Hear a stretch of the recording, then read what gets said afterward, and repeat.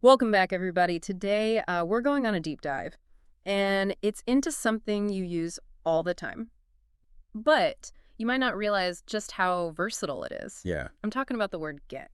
It's a word that we use every day, and it's got so many uses, I think sometimes we take it for granted. Exactly. It's kind of like that trusty Swiss Army knife, in your language toolkit. It's like the ultimate multi-tool. That's a good analogy. I like that. So whether you are, prepping for like an English exam, or just brushing up on your skills, or even if you just love, expanding your vocabulary, this deep dive is for you. It is. We're going to be using this English lesson guide as our roadmap. Good. It breaks down 5 core uses of get. And I think you're going to be surprised at just how much ground this one little word can cover. I think so, too. Mm. What's interesting about get is that it's like a chameleon. It kind of adapts to different contexts. Ah. So, it can be tricky, but that's what makes it so fascinating. That's what makes it fun. So are you ready to get started? Let's do it. All right, let's get this deep dive started. So first up, we have get, as in to obtain or to buy.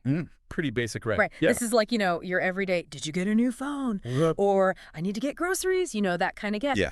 It's about acquiring something. I love the example that they give here in the guide. Oh, yeah. Have you gotten any furniture for your new home? Oh, yeah. It's such a, that feeling when you're moving into a new place and you need to get all the essentials. Right. Get that sofa, get those, lamps, all those kinds of things. You're going to be using get a lot then. You're going to be using get a lot. And it's a use that you'll encounter in countless situations. Sure. Whether you're shopping, maybe negotiating a deal, or just asking a friend about their new gadget. Yeah, it comes up all the time. Now, our second use of get is to receive. So how is this different from obtain? Good question. Well, think of it this way. With obtain, you're actively going after something. But with receive, it's more like it's coming to you. Like, getting a message or a package. Yeah. Or even bad news, unfortunately. No one wants to get bad news, but yeah. Nobody wants to get that, but it happens. It happens. It does. The guide gives this example. Did you get the email I sent yesterday? I mean, let's be honest. We probably hear that or say that multiple times a day. It's so common. And it's true. I probably do. Right. What's interesting here is it's subtle, but there is like a shift in focus. Oh, okay. It's not about like actively fetching the email, Right. It's about it arriving in your inbox. You see what I mean? Yeah. That's the key difference there. So the third use is where get really starts to show its versatility. Oh, absolutely. This is get, meaning to become. Right. So now we're diving into those changes in state or condition. I got tired during the flight, or, the weather's getting colder, those kinds of things. Yeah. Transformation. We're talking about transformation. Yeah, get married. Get married. That's a big one. That's a big one. And it definitely marks a change in your life. The example that they have here is, have you gotten sick during a trip? Yeah. Which, unfortunately, I think a lot of us, again, can relate to. Oh, yeah. Especially if you're, traveling to a new place, trying new foods. It happens. It happens. And it's so interesting because it's not about acquiring something. Right. Like, it's not a tangible thing. It's about undergoing a change. A change in state. Exactly. Get really captures that sense of transition. Okay, use number 4 is all about location. Get, as in to arrive. This is a good one. Think about all those travel phrases we use, right? Right. Like, what time will you get to the office? Yeah. Or, we need to get to the airport by 7 p.m. Right. And the example they use here is, did you get home safely after the party? Important question. It's that sense of reaching a specific destination. But it's not just about physical places, right? Like, you could say, let's get this project done by Friday. Exactly. Get can be used for, achieving goals, reaching milestones, even just getting through a tough day. Yes. Get through the day. I like that. That's a common one. We've all been there. All right. We've made it to our final core use of get. This one is all about comprehension. Ah, yes. This is where get becomes less about physical things and more about understanding those concepts, ideas. Yes. Like when you finally grasp that really complex theory. Yeah. Or understand a joke. Yeah. You get it. And sometimes you don't get it. And sometimes you don't. And that's okay too. The example they use here is, I don't get why this process is so complicated. I think we've all been there. I think we have. Yeah. And it's so natural, to use get in that way. That feeling of confusion. Yes, exactly. Yeah. Of trying to piece things together in your mind get perfectly encapsulates that. And it's not just for complex topics either, right? Yeah. You could be watching a movie and be like, I don't get it. Why does she do that? Exactly. It's a very natural way to express that you need clarification. Yeah. It signals like a gap in your understanding. Yeah. Yeah. And prompts the other person to kind of, explain further. So just to kind of recap here, we've looked at 5 core uses of get: to obtain, to receive, to become, to arrive, and to understand. That's a lot of get. It's amazing how much ground this one little word can cover. Right. And I think we've only just scratched the surface here. Oh. Get has even more nuanced uses, Okay. and variations depending on the context and even the region where you are. Oh, that's interesting. It's a word that keeps on giving. I'm already feeling like I'm getting a better handle on get, but clearly there's more to uncover. Definitely. Stay tuned because there's more to come. Welcome back to our deep dive into get. Last time we really dug into those 5 core uses, and I gotta say I'm noticing get popping up like everywhere. It's like, when you learn a new word and then suddenly you see it everywhere. It's always been there, Right. but now you're kind of tuned into it. Exactly. Okay, so you mentioned that get can have some even more nuanced meanings, like expressing that gradual change over time. Right. Can you tell us more about that? Yeah. Like, think about learning a new language. Okay. You don't just become fluent overnight. No. It's a process. Yeah. So you could say something like, I'm getting better at speaking Spanish. Yeah. You see how it highlights that gradual progress? It does. It totally makes sense. Or like, someone learning to play an instrument. They're getting better with practice. Exactly. It's not like a sudden transformation. It's a process. Exactly. And it's not just, skills. We see this with the weather too, right? Yeah, yeah. As we head towards winter, it's getting colder. Yeah. Get perfectly captures that gradual shift. Okay, so we've talked about those formal uses. Right. But what about when it comes to slang or those informal expressions? I'm thinking about things like get lost or get real. Yeah. Those kinds of things. Get definitely has its place in informal English. Get lost is a classic. Yeah. Though probably not something you'd say to your boss. Probably not a good idea. Right. And then get real is like a way of saying be realistic, Yeah. but way more casual. Yeah, much more casual.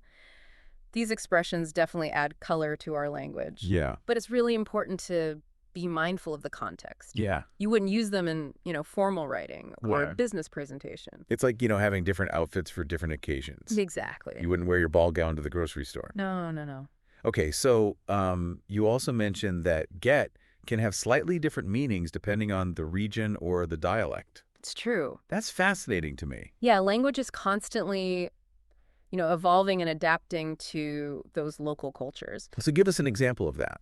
Okay. Sure. So for instance, in some parts of the U.S., you might hear someone say, I'm getting to go to the concert, instead of just simply, I'm going.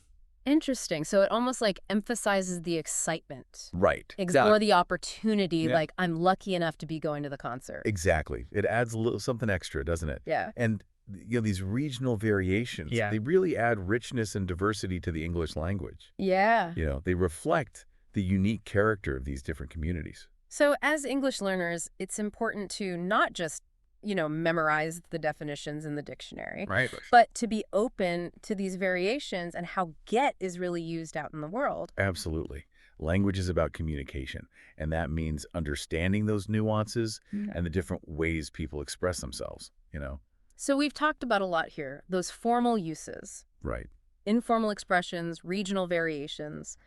It's clear that mastering get goes beyond just knowing what the dictionary definition is. It really does. You need to get a feel for the language, Yeah. for how words are used in different contexts. It's like learning to dance. You need to kind of feel the rhythm. I love that analogy. It's not just about the steps, it's about the flow. The flow. And the expression. And just like with dancing, practice makes perfect. The more you expose yourself to the language, the more natural and intuitive it will become. So speaking of practice, are there any tips that you can share for really internalizing these different uses of get? Because I have to admit, I'm still kind of getting my head around it all. Yeah. Well, I think one of the most effective ways is to actively use get in your own, speaking and writing. Okay. Don't be afraid to experiment, even if you're not 100% sure if it's correct. So it's okay to make mistakes. It is. Mistakes are inevitable, Yeah. and they're actually a valuable part of the learning process. So it's like those oops moments can actually help us learn and grow. Absolutely. When you make a mistake, it's a chance to kind of, analyze why it happened, Right. correct it, Yeah. and move forward with a deeper understanding. Yeah. And remember, there are a ton of resources available to help you along the way. You mentioned earlier online dictionaries and grammar websites. Right.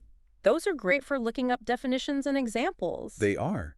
And, don't forget about language learning apps Oh, right. Yeah. and online communities.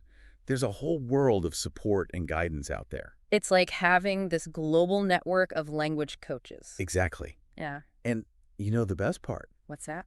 a lot of these resources, they're free. Free. That's my favorite price. Exactly.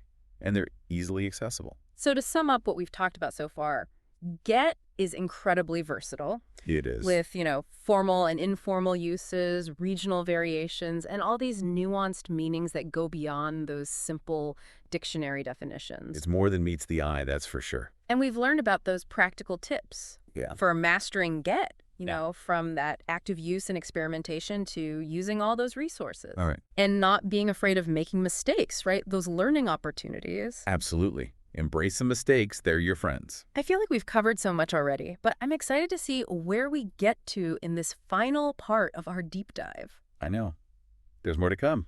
Welcome back to the final part of our deep dive into get. We've covered so much, from those 5 core uses to the slang, the regional stuff, Yeah. even how get can be used to talk about those changes that happen over time. It's been a journey. It has. And now it's about putting it all together Yeah. and making get work for you. Think of it kind of like learning a new recipe. Okay. You've got all these amazing ingredients. Mhm. Now it's time to create something delicious. I like that. That's a good analogy. So where do we start? Like, what's that secret ingredient to truly mastering get? I'd say it's developing that intuitive feel for the word, Okay. going beyond, just memorizing the definitions Right. and really understanding how get is used out in the real world. So it's about, immersing yourself in the language, Yes. paying attention to how native speakers are using get, in conversations and books and movies, all those things. Exactly. It's like learning to play an instrument by ear. You listen to the music, you pick up those melodies, and eventually you can start improvising. Ooh, I like that. You create your own music. Yeah, and just like music, the more you practice, the more natural it becomes. Absolutely. So what are some practical ways that we can practice using get? Well, one technique is to come up with your own examples. Oh, okay. You remember those 5 core uses we talked about? Yes. Obtain, receive, become, arrive, understand. Try coming up with sentences for each of those. Okay, so you're saying like really actively thinking about the different meanings Exactly. and how to use them, like almost like, doing language reps at the gym. Exactly. And don't be afraid to have fun with it, Yeah. Imagine different scenarios, different characters. The more you kind of play with the language, the more comfortable you'll become. What about those times when you're not 100% sure Yeah. if you're using get correctly? What would you suggest for those moments? Don't let fear hold you back. Mistakes are part of the process. In fact, they can be really valuable. So it's like those oops moments actually help us They do. learn and grow. Absolutely. When you make a mistake, it's an opportunity to figure out why it happened. Yeah. You can correct it and move forward. And remember, there's a ton of resources out there to help you. You mentioned dictionaries, grammar websites, Oh, yes. language learning apps, Yes. online communities. Don't forget those. There's a whole world of support out there. It's like having, this global network It is. of language coaches It really is. available at our fingertips. So to wrap things up, we've really explored this amazing world of get. From the core meanings, to the nuanced uses, to the slang, to those regional variations. It's a lot to take in. It is. And we've talked about how to master get and how it's about way more than just, looking it up in the dictionary. Right. It's about getting that intuition for the language and practicing and immersing yourself and even being okay with, making a few mistakes along the way. Absolutely. It's a journey. And as you continue on your language journey, get is just one small piece of that puzzle. Yeah. And the real magic happens when you take everything that you've learned about grammar and you combine it with your own unique voice and style. So don't be afraid to experiment. Yeah, have fun with it. Be creative, and most importantly, have fun. Thanks for taking us on this journey into a get. It's been a pleasure. Remember, the language learning journey never really ends. Keep exploring, keep practicing, and, keep discovering the joy of communication. To our listeners, keep those language adventures going. We'll be back soon with another deep dive into a fascinating corner of the English language. Until then, happy learning.